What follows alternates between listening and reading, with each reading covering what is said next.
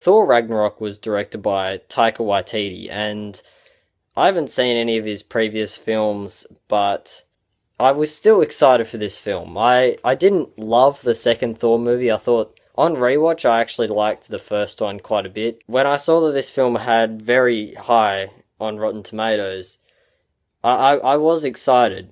But coming out, I really, really liked it, but I don't think I don't praise it as high as some critics do. It's a very fine film. It's actually very good. Let's talk about what is good. First of all, everyone in the film does an absolute perfect job as their characters. The visual effects were very good for the most part.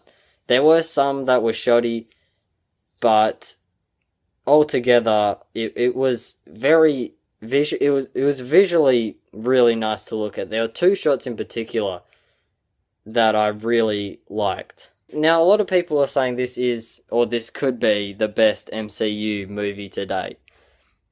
And I wouldn't particularly agree with that. I could feel this felt a lot like a Guardians of the Galaxy movie, but it didn't have that same team aspect and emotional aspect as the Guardians of the Galaxy films. My main problem with the film was probably out of the three acts, the first act is quite good. Then the second slows down quite a bit, and then the third picks up and carries the film pretty much perfectly.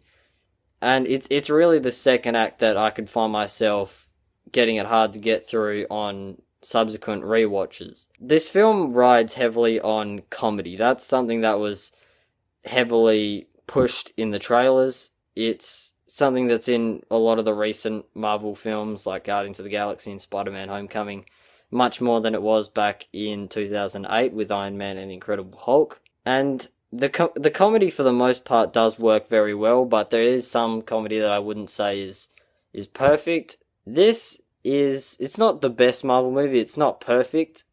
It's definitely, out of the Thor trilogy, I'd say it is the best. I really like Doctor Strange's involvement in the film. He's in it very little. And there were some things that they changed.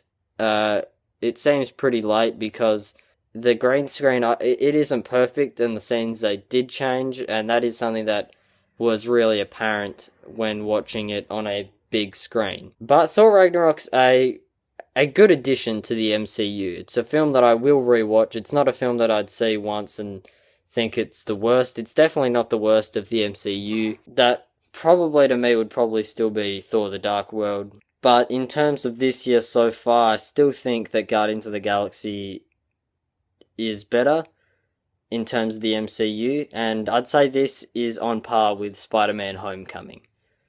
So I give Thor Ragnarok a B.